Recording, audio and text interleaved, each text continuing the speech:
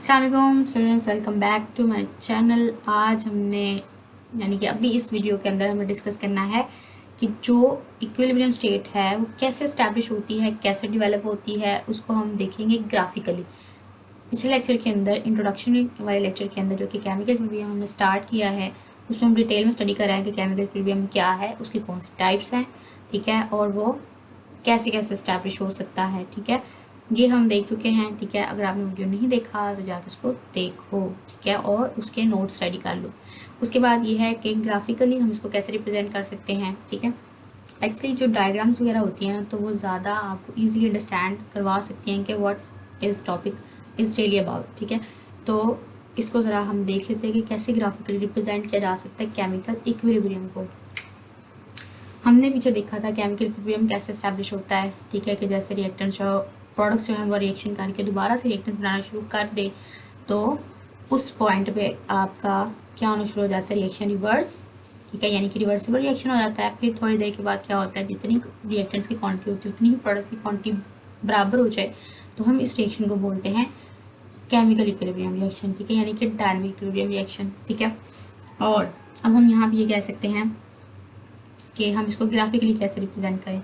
For example हम यहाँ पे एक साइड पे ग्राफ ड्रॉ कर लेते हैं, ऐसे करके, ऐसे।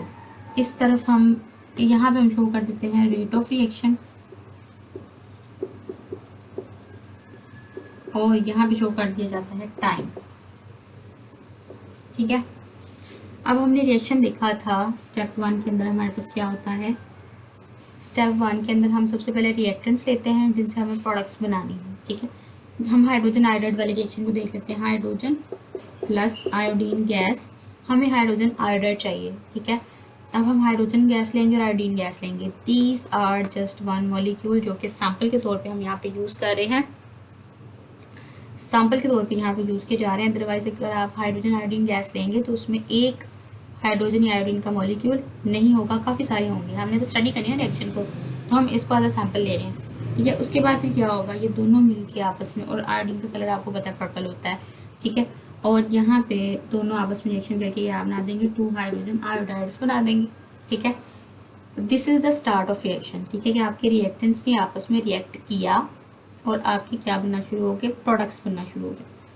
अब इसको हम कैसे शो कर सकते हैं, this is a forward reaction. ठीक है, और हमें ये बात पता है कि स्टार्ट ऑफ द रिएक्शन पे जो रिएक्टेंट्स होते हैं उनकी क्वांटिटी ज़्यादा होती है और इनकी क्वांटिटी कम होती है, क्योंकि इनसे अभी मिलके प्रोडक्ट्स ने बनना है। ठीक है, तो इसकी क्वांटिटी स्टार्ट पे ज़्यादा होती है, क्योंकि ये बन रही होती हैं तो अभी इनकी क्वांटिटी कम होती है। This is the start of reaction. अब यहाँ पे हम इसको कैसे शो कर सकते हैं, ग्राफ पे इस तरह से शो कर सकते हैं। फॉर एग्जांपल ये आप 0 से 10, 20, 30, 40, 50, 60 इस तरह से शो कर सकते हो। ठीक है, और रेट ऑफ रिएक्शन यानी क्या, स्पीड को शो कर रहे हो, ऊपर होगा तो ज़्यादा स्पीड होगी, नीचे होगा तो कम स्पीड होगी। तो आप इस तरह से इसको शो कर सकते हो कि स्टार्ट पे इसकी अभी ज़्यादा है, स्पीड इसकी अभी क्या है, ज़्यादा है। ठीक है, इसका रेट ऑफ रिएक्शन अभी ज़्यादा है, किसका, फॉरवर्ड रिएक्शन का। ठीक है, और रिवर्स का अगर देखें, क्योंकि अभी ये तो बन रही है, इसकी अपनी क्वांटिटी कम है, तो इसकी स्पीड तो ज़्यादा नहीं हो सकती स्टार्ट पे, तो इसकी हम नीचे से शो कर लेते हैं। इस तरह से इसकी जो है वो अभी इस तरह से ये चल रहा है रिएक्शन। ठीक है, फिर स्टेप 2 के अंदर क्या होगा, स्टेप 2 के अंदर आपकी जो हाइड्रोजन आयोडाइड बनी है। ठीक है, हाइड्रोजन आयोडाइड, क्योंकि आपने क्लोज क्लास के अंदर रिएक्शन करवाया। ठीक है, और ज़्यादातर जो इक्विलिब्रियम रिएक्शंस होंगे आपको क्लोज सिस्टम के अंदर ही मिलेंगे। ठीक है, और ये बात आपने रिमेंबर रखनी है कि हाइड्रोजन जो भी आपको इक्विलिब्रियम रिएक्शन मिलेगा, डायनामिक इक्विलिब्रियम रिएक्शन मिलेगा, केमिकल इक्विलिब्रियम रिएक्शन मिलेगा, वो क्लोज सिस्टम के अंदर होगा, क्योंकि उसमें से एक रिएक्टेंट अगर गैस है, ठीक है, तो वो बाहर नहीं जा सकेगा। जब वो बाहर नहीं जाएगा तो वो थोड़ी देर के बाद खुद ही आपस में कंबाइन होकर तो रिएक्टेंट्स बनाना शुरू कर देगा, और एक स्टेज आएगी कि रिएक्शन में रिएक्टेंट्स की और प्रोडक्ट्स की क्वांटिटी सेम हो जाएगी, उसको हम कहते हैं केमिकल इक्विलिब्रियम। अब यहाँ पे सेकंड स्टेप के अंदर क्या होना है, हाइड्रोजन आयोडाइड है, इसका रिएक्शन होगा जी, ये आपस में, क्योंकि फ्लास्क बंद थी तो आपस में रिएक्शन करके क्या होना, डीकम्पोज होके, मतलब डीकम्पोज होके क्या बनाना शुरू कर देंगे, हाइड्रोजन और आयोडीन गैस को ये दोबारा बना देंगे। ठीक है जी, तो हम अब इस स्टेप में क्या होगा कि प्रोडक्ट्स की क्वांटिटी ज़्यादा होगी और रिएक्टेंट्स की क्वांटिटी कम होगी। ठीक है, प्रोडक्ट्स की क्वांटिटी ज़्यादा होगी और रिएक्टेंट्स की क्वांटिटी क्या होगी, कम होगी। अब प्रोडक्ट्स की क्वांटिटी क्योंकि ज़्यादा है हम इसको बढ़ा देते हैं ऐसे करके, और रिएक्टेंट्स की क्वांटिटी क्योंकि कम हो गई है तो हम इसको ऐसे नीचे की तरफ शो कर रहे हैं, जो कि ये बात शो कर रहा है कि आपके रिएक्टेंट्स की क्वांटिटी कम हो गई है और प्रोडक्ट्स की क्वांटिटी बढ़ गई है, जो कि नीचे से ऊपर जा रही है दैट आर प्रोडक्ट्स, और जो नीचे आ रही है दैट आर रिएक्टेंट्स। क्योंकि जैसे जैसे रिएक्शन होता जाएगा आपका रिएक्टेंट्स जो है वो यूज़ होकर प्रोडक्ट बना रहा है। इसकी एग्जांपल आप कॉमन इस तरह से ले सकते हो, जैसे कि अगर आप खाना खाते हो, ठीक है, क्यों खाना खाते हो, कि आपकी बॉडी को एनर्जी मिले, ठीक है। जब आप खाना खाओगे आपके पेट के अंदर वो खाना जाएगा, क्या वो एज इट इज़ पड़ा रहेगा, नहीं ना, ठीक है।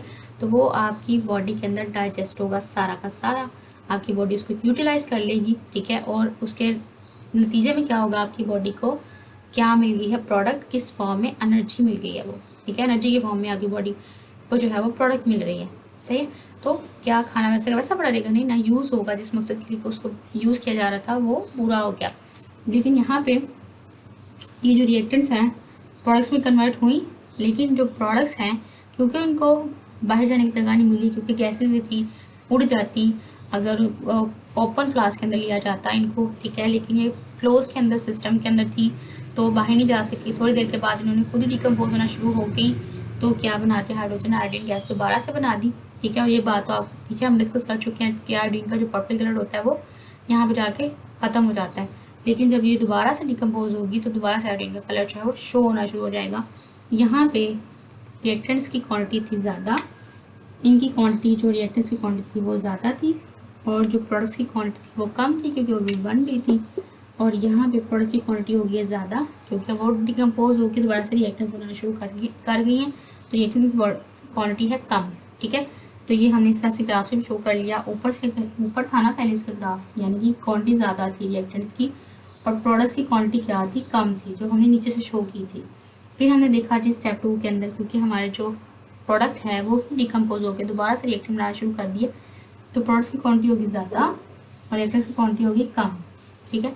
फिर हमने क्या देखा जी, ये दोनों ही जो हैं, जो आपके पास है जी hydrogen plus iodine,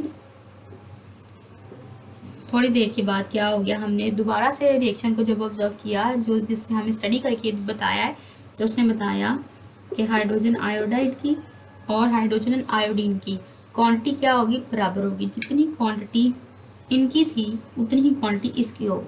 for example 2 ग्राम आपने ये लिए हुए थे, ठीक है, 2 ग्राम ये लिया, इससे हमें प्रोडक्ट मिली 4 ग्राम, ठीक है। तो अब क्या हो गया, इस स्टेज के अंदर, पहले स्टेज के अंदर फॉर एग्जांपल ये 2 ग्राम और ये 2 ग्राम था और ये आपको 0.5 ग्राम मिल रहा था। दूसरे स्टेप के अंदर ये क्या हो गया जी, आप इस तरह से लगा सकते हो, ये 2 ग्राम आपको मिला था, फिर ये 4 ग्राम हो गया, ठीक है, जिससे आपको ये 1 ग्राम और ये 1 ग्राम मिला, ठीक है। लेकिन फिर क्या हो गया, ऐसा रिएक्शन हो गया कि ये दोनों ही जितनी क्वांटिटी में आपने ये यूज़ किए थे उतनी ही क्वांटिटी में आपको प्रोडक्ट्स मिलना शुरू हो गई, ठीक है, बराबर क्वांटिटी होगी दोनों की। तो ये रिएक्शन जो होगा वो डायनामिक इक्विलिब्रियम होगा, केमिकल इक्विलिब्रियम होगा। तो यानी कि एक स्टेज आए कि जब ये रिएक्शन बिल्कुल स्टेट हो गया, मतलब केमिकल इक्विलिब्रियम आ गया, इसमें जितनी रिएक्टेंट की क्वांटिटी थी उतनी ही प्रोडक्ट की क्वांटिटी हो गई। ये स्टेट लाइन शो कर रही है कि this is the equilibrium state of a reaction, ठीक है।